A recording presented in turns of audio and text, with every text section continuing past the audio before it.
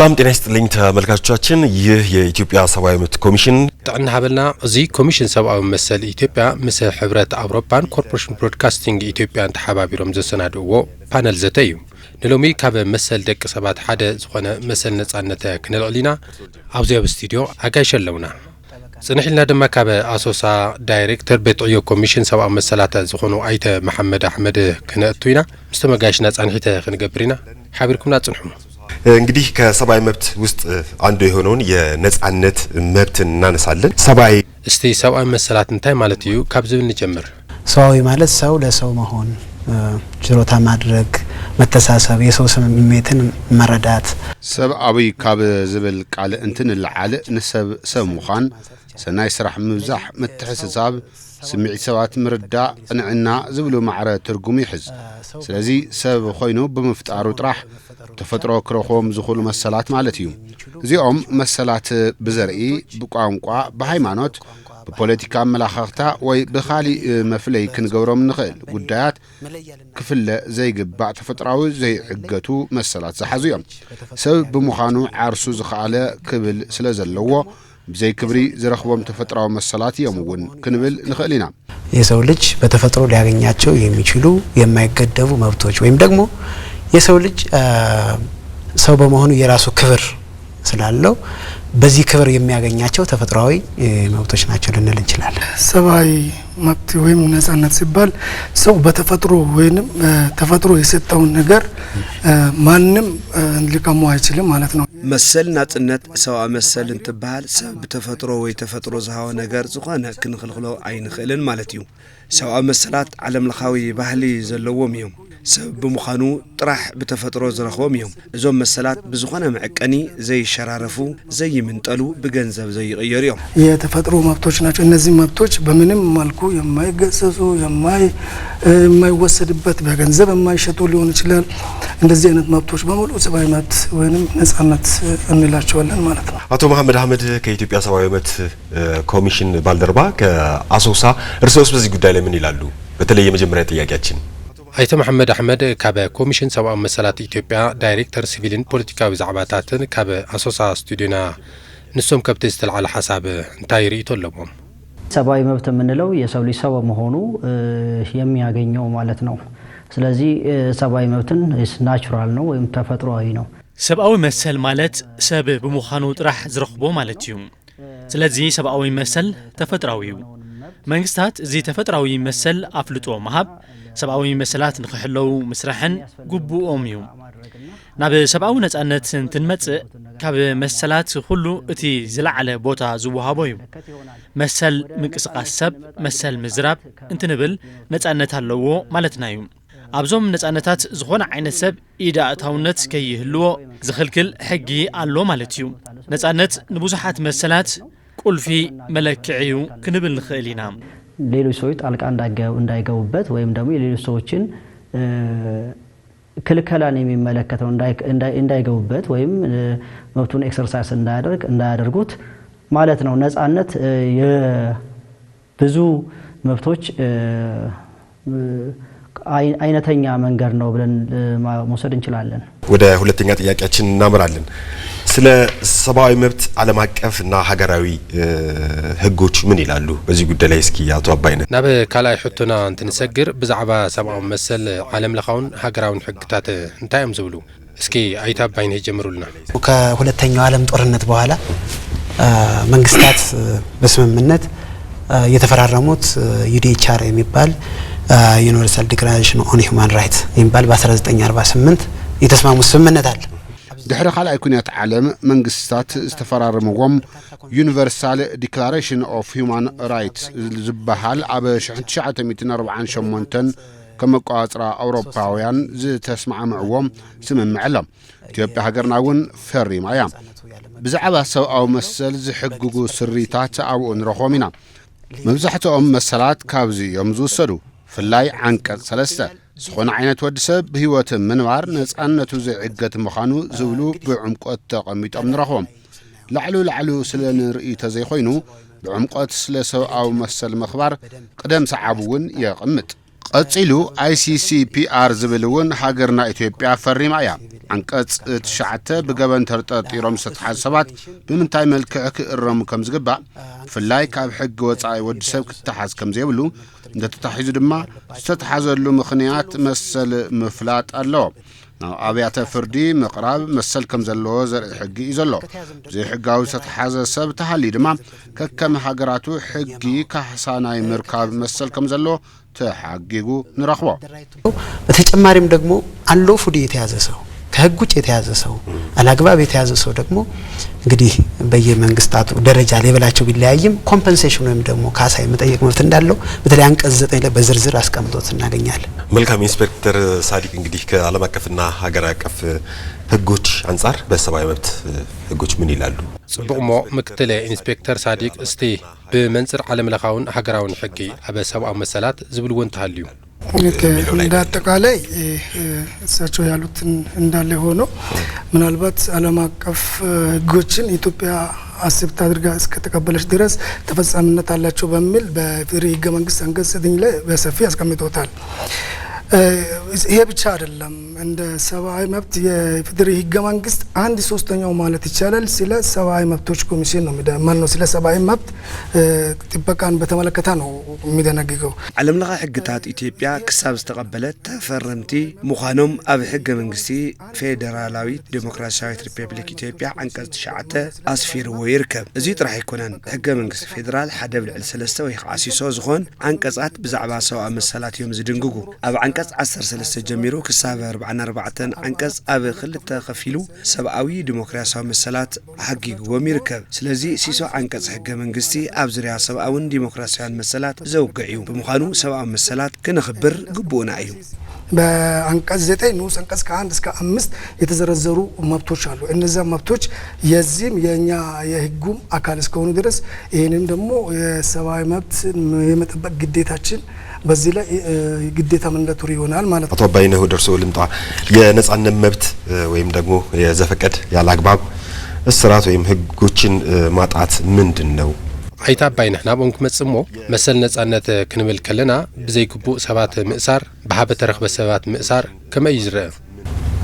በዘፈቀደ ማለት እንግዲህ ቀደም የጠቃቀስናቸው ህጎች አሉ። በዓለም አቀፍ ደረጃም በሀገራችን ደረጃም የተለያዩ ህጎች አሉ። ከህገ መንግስቱ ከወንጀለኛ መቅጫ ስነ ስርዓት ህጉ ወይም ከወንጀል ህጉም ህጎች አሉ። በሀበ ተረኸበ ማለት ቀደም ኢልና ዝገለጽናዮም ሕግታት ኣለው። በሃገር ኾነ ብብርኪ ዓለም ካብዚኦም ወጻኢ ሰብ ዘይግቡእ መሓዝ ምእሳር ሃበ ተረኸበ ንብሎ ንኽእል ካብዚኦም ወጻኢ ዝኾነ ተሓዛን ምእሳርን በሀበ ተረኸበ ዝተኣሰረ ክንብሎ ንኽእል። ከነዚህ ውጭ የሆኑ አያያዞች በህገወጥ መልኩ የተያዙ በዘፈቀደ የተያዙ ብለን ልንጠቅሳቸው እንችላለን። አዎ ማለት እንደተጠቀሰ ሆኖ አሁን እዚህ ላይ የዘፈቀደ ማለት ከተያዘም በኋላ በህጋዊ ምን በህገወጥም ይሁን ከተያዘ በኋላ በሚጠበቀው ሰዓት 48 ሰዓት ነው ብሎ በዛ ሰዓት ለፍርድ ቤት አለማቅረብም አንዱ የዚህ አካል ነው ሊሆን ይችላል። የእርሶስ መልስ ምንድነው አቶ መሐመድ አህመድ? አብዚ ዛዕባ ናቶም ሐሳብ እስኪ ግለጹና አይተ መሐመድ። ነጻነታቸውን የተነፈጉ ሰዎች በዋናነት አካላዊ ብቻ ሳይሆን ስነልቦናዊ፣ ኢኮኖሚያዊ እና ማህበራዊ ችግሮች ይከሰቱባቸዋል። ነጻነት ዝተመንጠሉ ሰባት በአውርኡ አካላዊ ጥራሕ ተይኮነስ ስነልቦናዊ፣ ቁጠባውን ማህበራውን ጸገማት ይበጽሖም እዩ። እዚ ማለት ሓደ ሰብ በሃበ ተረኽበ ናብ እስር ቤት ወይ ቤት ህንጸት እንተኣትዩ ካብ ሕግን ስርዓትን ወጻኢ ነጻነቱ እንትምንጠል ፈለማ ስድርኡ ዘማሓድረሉ ዝነበረ ኣታዊ ይቋረጽ፣ ቁጠባዊ ጸገም የጋጥሞ፣ ብተወሳኺ አካላዊ ምንቅስቃስ ይኽልከል፣ አካላዊ ጉድኣት ይበጽሖም፣ ጾታዊ መጥቃዕቲ ከጋጥሞ ይኽእል ማለት እዩ። አካላዊ ጉዳትም ይደርስባቸዋል። በተጨማሪም ደግሞ የወሲባዊ ጥቃትም ሊደርስባቸው የሚችልበት ሁኔታ ይፈጠራል ማለት ነው። የሰዎች ነጻነታቸውን በምን አግባብ ሊያጡ ይችላሉ? ምክንያቶቹስ እንደው ምን ሊሆኑ ይችላሉ? ሰባት ሰብአዊ ነጻነቶም ብምንታይ መልክዕ ክስውን ይኽእሉ? ምክንያትና ነልዕሎም ከታይንታዮም ሰዎች በሁለት መንገድ ነጻነታቸውን ሊያጡ ይችላሉ። አንደኛው በህግ በተቀመጠው አሰራር መሰረት በህጋዊ ምክንያት ነጻነታቸውን ሊያጡ ይችላሉ። ከዛ ውጭ እንግዲህ የሚመጣው ከህግ ውጭ በሆነ ምክንያት ነው ማለት ነው። ከህግ ውጭ የሆነው ምክንያት ተቀባይነት የሌለውም መደረግም የሌለበት ነው። መንግስትም ማንኛውም ማህበረሰብ ፕሮቴክት ማድረግ ያለበት ነው።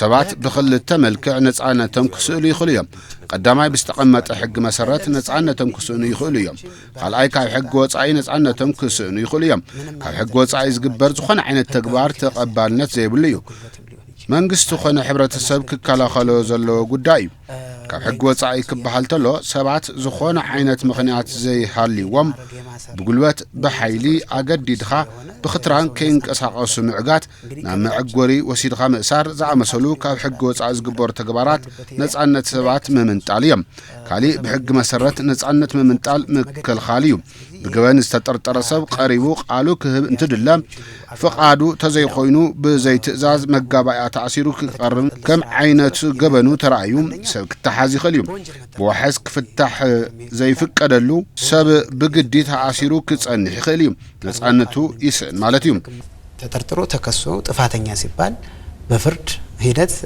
ሰው እንዲታሰር እንዳይንቀሳቀስ ሊፈረድበት ይችላል ይሄም ደግሞ ነጻነትን ማጣት ነውና ይህ የነጻነት ማጣት ግን ያው ህጉን የተከተለ አሰራሩን የተከተለ እስከሆነ ድረስ ተቃውሞ የሌለው ሂደት ነው ማለት ነው ይሄንን በተመለከተ ምናልባት በሁለት መንገድ ሰው ሰብአዊ መብቱን ወይም ነጻነቱን ያጣል ያው ይሄም አንዱም በህጋዊ ነው ሁለተኛው ከህግ ውጪ ነው ሞር እኔ በህጋዊውን ወዳላ ላቆየውና ከህግ ውጪ የሚለው ነገር ትንሽ ፎከስ ባድርግ የተሻለ ነው የሚሆነው ሰብ ብክልተ መልክዕ ናጽነቱ ክስእን ይኽእል እዩ እቲ ሓደ ብሕጋዊ መንገዲ እንትኸውን ካልኣይ ካብ ሕጊ ወጻእ ዝኾነ ይኽእል እዩ ሕጋዊ ጽንሐልና እሞ ካብ ሕጊ ወጻእ ዝግበር ከልዕል ካብ ሕጊ ወጻእ እንትበሃል ሓደ ግዜ ዝኾነ ጉጅለ ወይ ውልቀ ሰብ ንውልቃዊ ረብሓ ክበሃል ሰብኣዊ መሰላት ክሳብ ምጥሓስ ንውልቃዊ ረብሓኦም ክብሉ ዓፊኖም ብምሓዝ ምቕታል እውን ክኾን ይኽእል እዩ እዚ ካብ ሕጊ ወጻኢ ዝግበር ጥሕሰት ሰብኣዊ መሰል እዩ ካሊእ ብሕጊ ዝፍጠር ጥሕሰት ሰብኣዊ መሰል እዩ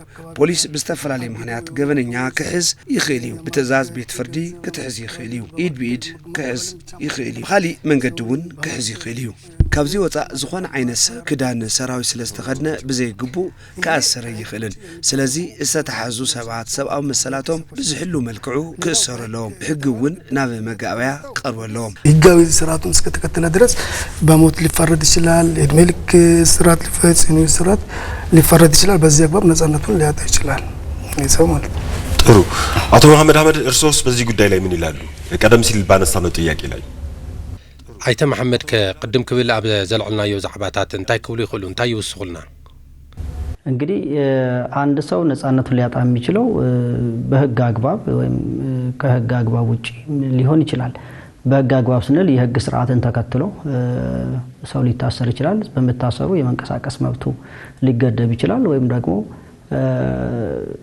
የመናገር ነጻነቱ በህግ መሰረት ምሳሌ ሰው የመናገር ነጻነት አለው ተብሎ ዝም ብሎ በዘፈቀደ አይናገርም የህግ ክልከላዎች ይኖራሉ ስለዚህ ሓደ ሰብ ነጻነቱ ክስእን ዝኽእል ብሕጊ ክኾን ይኽእል ካብ ሕጊ ወጻኢ እውን ክኸውን ይኽእል بسرعة حقي انتبهال قبوع حقي سعيبك اتقبرو سرحتيو بزي خيدي سب كسر يخل مسال من كسقاس ستسب خلف يخل مسال مزراب كخلكل يخل وده سب مسال مزراب علو انتبهال سوقلو بهابة رغبة اي زاربن بحقي زخلكلو مسرح كهلو يخليو كاب حقو وصاين تنبل قنا حقن سرعة نتهاجر كي يخبرو وي حق زهاجر بزي سعره ملكعو انت فتسام مالتيوم بسنة سرعة قبل استقمت مسارت استتحاز سب معاز ناب مجابع يقرب بخمي يقرب زبل مجلسي تقمت يوم زيوم حقن سرعة بزي أفلطو بيت فردي سبات انت اسرو نتعنتهم زسؤنلو كهلو يخيليو سلازي كاب حق وصاي سب او نتعنت كتحاس يرأيو ግለሰቦችም ሊጣስ የሚችልበት አጋጣሚ ለምሳሌ እገታ ያለ አግባብ ሰዎች እንዳይንቀሳቀሱ የሚደረግበትም ሁኔታ ይኖራልና በጥቅሉ ከህግ ውጭም ነጻነት ሊጣስ እንደሚችል መረዳት ያስፈልጋል ማለት ነው። በወንጀል ተጠርጥረው በመታሰር ወይም በመንግስት ቁጥጥር ስር ሆነው ነጻነታቸውን በተነፈጉ ሰዎች ላይ የሚደርስ የመብት ጥሰቶች ምን ናቸው? እንደው አይነቶች በገበን ተጠርጥረው በመንግስት ተታሰሩ ሰባት ነጻነቶም ዘሱን እንታይ አይነት ይምክን ብንخل በወንጀል የተጠረጠረ ሰው የሚያዝበት አግባብ በስነ ስርዓት ህጉ በግልጽ ተመላክቶ ይገኛል። አንዳንድ ጊዜ የተወሰኑት የሚያዙ ሰዎች በፍርድ ቤት ትእዛዝ ሊያዙ ይችላሉ። ከፍርድ ቤት ትእዛዝ ውጭ ደግሞ በተለይም የእጅ ከፍንጅ ወንጀሎችና بجبن ترتيرو استتحاز سب التحاز ملكت بجبن مقصي حقي بجلس تقاميت يركب حدا سبعت بتأزاز بيت فرديك تحاز يخلب كابزي وطع جبن إيد بإيد تفتسمو انتركب بعنكت حمسان خلتن بزرزر تقاميتيم بوليس كتحز انتبل كملت فتن تطرطاري ويكالي مخنيات كله يخل سلازي كاب مجمر تأزاز بيت فردي عادلايو سلازي كاب مجمر تأزاز بيت فردي نادلي كي حازو مأسار عرسو زخالة تحسات مسل ود سبيو زيد ليو انتو خوين دما حدا سبب مستتحازن اب حزبي استطرطرلو زي مغلاص نتي تطرطارغنا استتحازلو مخنيات كزرب يغبا የዋስትና መብቱን ካስከበረለት በኋላ በፖሊስ ወይ በሌላ ወንጀል ተጠርጥረሃል ወይም ደግሞ እንጠይቃለን በሚል ፕሮሎንግድ የሆነ ጊዜ ረዘም ያለ ጊዜ በእስር የማቆየት እነዚህ አይነት ነገሮች የሰብአዊ መብት ጥሰቶች ልንላቸው እንችላለንና ምን አይነት ነገሮች መስተካከል ያለባቸው ናቸው። አንድ ሰው በ48 ሰዓት ወደ ፍርድ ቤት መቅረብ አለበት። የ48 ሰዓት በመንገድ ላይ ያለው የመጓጓዣ ምናምን ሳይጨምር 48 ሰዓት ውስጥ በፍርድ ቤት መቅረብ አለበት። በሚያውቀው ቋንቋ እንትን ሊደረግ ይገባል። حدا سب أبر بعن شمونتن ساعات نبيت فردي قرب يقبع بزفلتو قانقا كدانا لو مسل سدرا محتات كحلو اللي يقبع معرفيو طريق خون يقبع طبقا مركب مسلو كحلو يقبع وحسنا مركب مسلو كحلو اللو وحس ازغل خللو غيزي بزغون قاطامي مرتعو كتفخيلي تبايلو انت حساب ادراشو كتفي خيلي تبايلو انت حساب مسل بوحس مسداد خلخل يخيليو የኢትዮጵያ ሰብአዊ መብት ኮሚሽን ከኤቢሲ ጋር በመሆን በመተባበር ያሰናዳው የፓናል ውይይት ነው። እንግዲህ የፓናል ውይይቱም ከሰብአዊ መብቶች ውስጥ አንዱ የሆነውን የነጻነት መብትን አንስተን እየተወያየን እንገኛለን። ነጻነታቸውን የተነፈጉ ሰዎች የሚደርስባቸው አካላዊና ስነልቦና ጉዳቶች እንግዲህ ከቀደም ተከተላለሁ መጀመሪያ ጥሰቶቹ ምንድናቸው? አሁንስ አካላዊና ስነልቦናዊ ጉዳቶችስ ምንድናቸው? ተከታተሉ ዘለኹም ኮሚሽን ሰብአዊ መሰል ኢትዮጵያ ምስ ኮርፖሬሽን ብሮድካስቲንግ ኢትዮጵያን ሕብረት አውሮፓን በመተባበር ዝተሰናደ ፓነል ዘተዩ ዘተና ካብ ሰብአዊ መሰል ውሽጢ ሓደ ዝኾነ መሰል ነጻነት ዝምልከት እዩ ንርኢ ዘለና ነጻነቶም ዝተመንጠሉ ወይም ድማ ነጻነቶም ዝሰኣኑ ሰባት ብዝበጽሖም አካላዊ ስነልቦናውን ማሕበራዊ ማሕሰይቲ እንታይ እዩ ዝብል ንልዕል ጸኒሕና ኢና። ቀደም ሰዓቡ ከመይ እዩ ዝፍጸሙ ጥሕሰታት እንታይ እዮም? አካላውን ስነልቦናውን ጉዳታት እንብለው እንታይ ነው? እንግዲህ የሰብአዊ መብቶች ቀደም እንዳልናቸው ባንድ ላይ በተጣጣመ መልኩ ሁሉንም ማክበር አለብን። የማይነጣጠሉ መብቶች ስለሆኑ እነዚህ ሰብአዊ መብቶች ተፈጥሮ የሰጠችን ዓለም አቀፋዊና የማይነጣጠሉ ስለሆኑ አንዱን አክብረን ሌላውን ባናከብረው ሰብአዊ መብቶች አከበርን ልንል አንችልም። ስለዚህ የሰው ልጅ እንግዲህ ከሰብአዊ መብቶች መካከል የነጻነት መብቱ አንዱ ነው። مستتحز the right of silence نبلو سق مبال مسلو مخانو كخبرو ليقبع مسل زي مزراب حدث تطاري عابناي بعلو قبان كمسكر قدت ايكونن نتتر تطاري زحاز بوليس ويم اكال تطتا زرب كايو كم مرتعو مسكر مغيرنا كنت قدمان لينا إلو بقلسي كفلتو يقبع حدا قزي زي مفلات تريون عزبينا قال استتحازو ومستترطر سبات مسل تبع مركاب كخبر اللي قبع كابزي حالفو مراحي هايمانوت مركاب مسليو سدرا كركبون مسللو قنا بزح قزي زي خبروا له تحساساتيهم كاب سبعونة وصع يتحازات ترطاري قبننيا نعمنت چكان زخنه اب اكال زبط سحودات سنة لبناوي محسيتي سبعو مسل تحساساتيهم كقبرو زي قبوهم يوم قال حدا ترطاري مستتحازة 48 ساعات نابيت فردي كقرب له زبل اب عنقص 4 ساعات سنه سرعه حقن يدنغغيو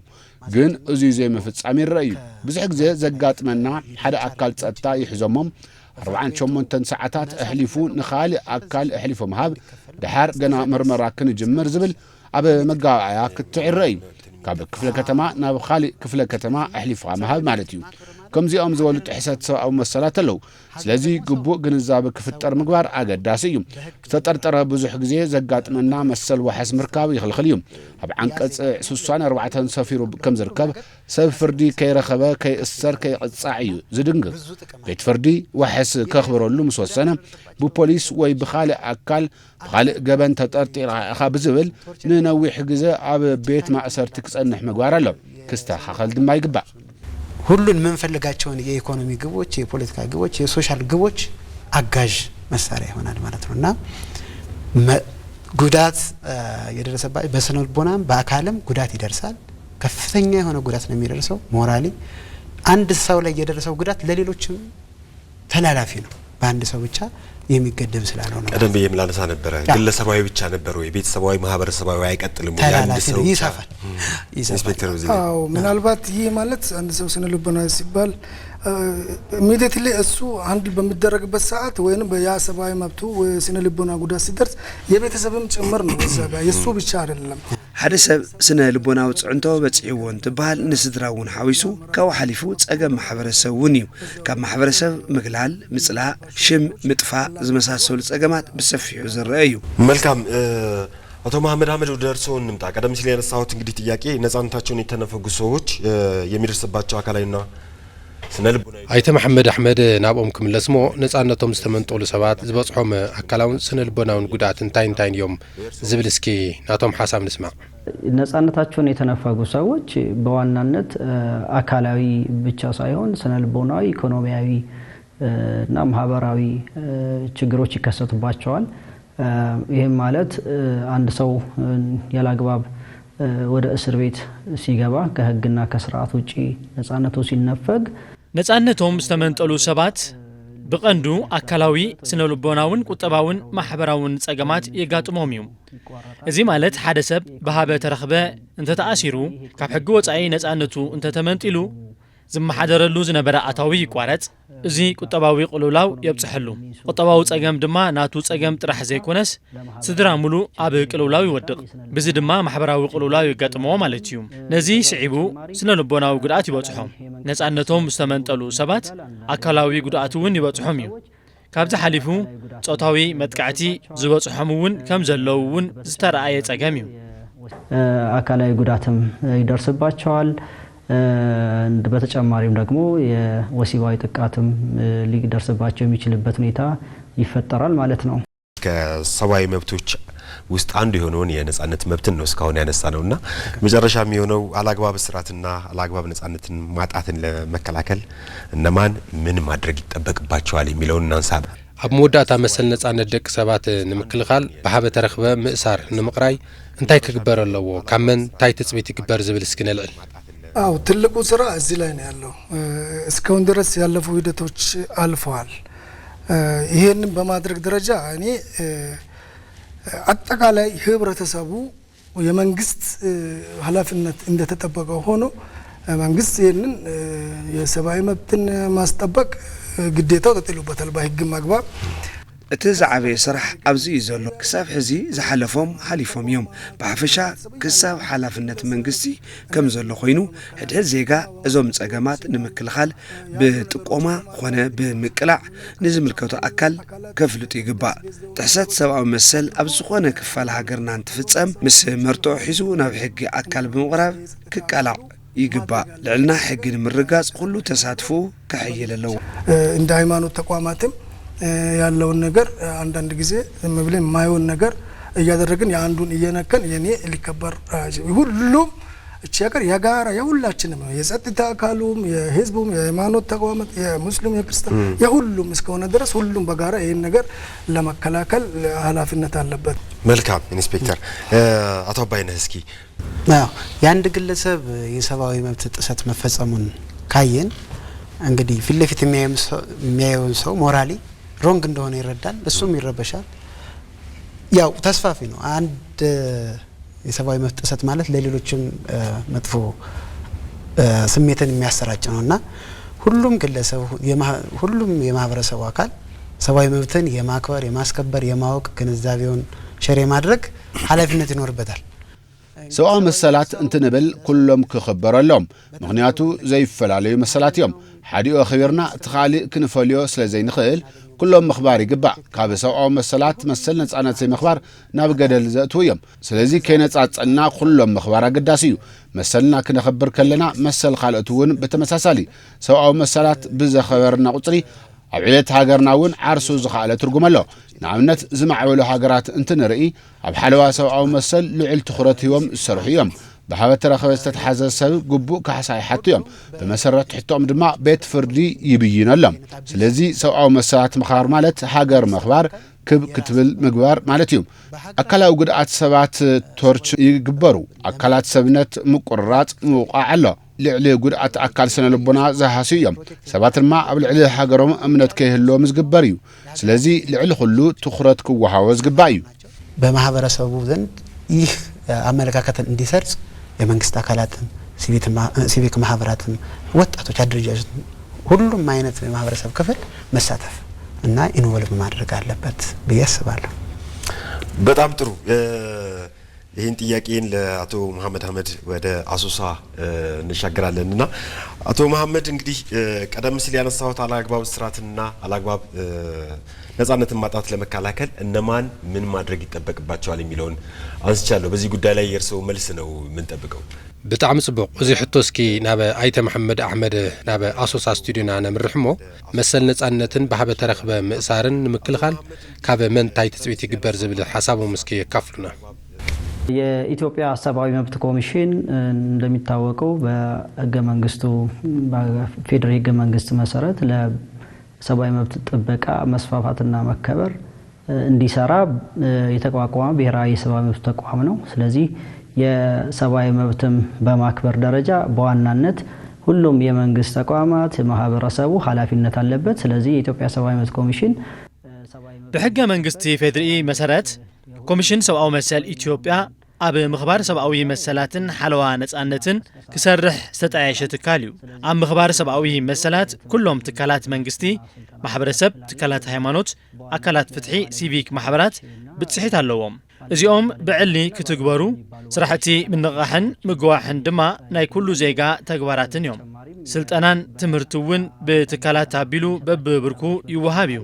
ሰብአዊ መሰል ባህሊ ክኾን ኣብ ውሽጢ ሕብረተሰብ ክሰርጽ ትካል ሰብአዊ መሰል ኢትዮጵያ ቀንዲ ስርሑ ገይሩ እናተንቀሳቐሰ እዩ። ሰብአዊ መሰል ካብ ምምሃርን ግንዛበ ምፍጣርን ብተወሳኺ ጥሕሰት ሰብአዊ መሰላት እንተጋጥም ምርመራን ቁፅፅርን ንሰርሕ ኢና። ምርመራን ቁፅፅርን ዝገብር ብቐንዱ ዝተፈጸመ ጥሕሰት ሰብአዊ መሰል ንኽዕገትን ክእረምን ንምግባር እዩ። ፈጸምቲ ድማ ተሓተቲ ንክኾኑ ንሰርሕ ኢና። እዚ ምስ ዝምልከቶም ሰብ ብጽሒት ኣካላት ተሓባቢርካ ዝስራሕ ብምዃኑ ብፍላይ ፈጸምቲ ጥቕዓት ሰብአዊ መሰላት ኣብ ቅድሚ ሕጊ ቀሪቦም ግቡእ ቅፅዓት ክረኽቡ ይስራሕ እዩ። ኮሚሽን ሰብአዊ መሰላት ምርመራን ቁፅፅርን ካብ ምግባር ብተወሳኺ ተጎዳእቲ ክከሓሱን ይቕሬታ ክሕተቱን ንምግባር እውን ይሰርሕ እዩ። ጥሕሰት እንትፍጸም ስልታዊ ወይ ምስጢራዊ ምርመራ ንኽካየድ ጻዕርታት ይገብር እዩ። መርሚሩ ብዝረኸቦም ርካባት መሰረት ድማ ምኽረ ሓሳባት ይቐምጥ እዩ። እዞም ምኽረ ሓሳባት ምስ ሰብ ብጽሒት ኣካላት ብምምኽኻር መዓዝን ኣበይን ክትግበሩ ይግባእ ዝብል እውን ሓቢርካ ዝስርሐሉ ኣግባብ ኣሎም። ሰብ ብጽሒት ኣካላት ልዕልና ሕጊ ክኽበር ቅድሚ ኩሉ ክዓምዎ ዝግባእ ዕዮ ገዛ እዩ። ተሓታትነት ምርጋጽን ዝተጎድኡ ክከሓሱ ምግባርን አድላይ እዩ። ኣብዚ ሓላፍነቶም ክዋጹ ይግባእ። የአንድ ግለሰብ የሰብአዊ መብት ጥሰት መፈጸሙን ካየን እንግዲህ ፊት ለፊት የሚያየውን ሰው ሞራሊ ሮንግ እንደሆነ ይረዳል፣ እሱም ይረበሻል። ያው ተስፋፊ ነው። አንድ የሰብአዊ መብት ጥሰት ማለት ለሌሎችም መጥፎ ስሜትን የሚያሰራጭ ነውና ሁሉም ግለሰብ ሁሉም የማህበረሰቡ አካል ሰብአዊ መብትን የማክበር የማስከበር የማወቅ ግንዛቤውን ሸር ማድረግ ኃላፊነት ይኖርበታል። ጥሕሰት ሰብአዊ መሰል ሓደ ውልቀ ሰብ እንተሪእና ኣብ ቅድሚት ኮይኑ ንዝምልከቶ ሰብ ሞራል ዝጎድእ እዩ። ውሽጣዊ ተህዋኽን ዘይምርግጋዕን ዝፈጥር እዩ።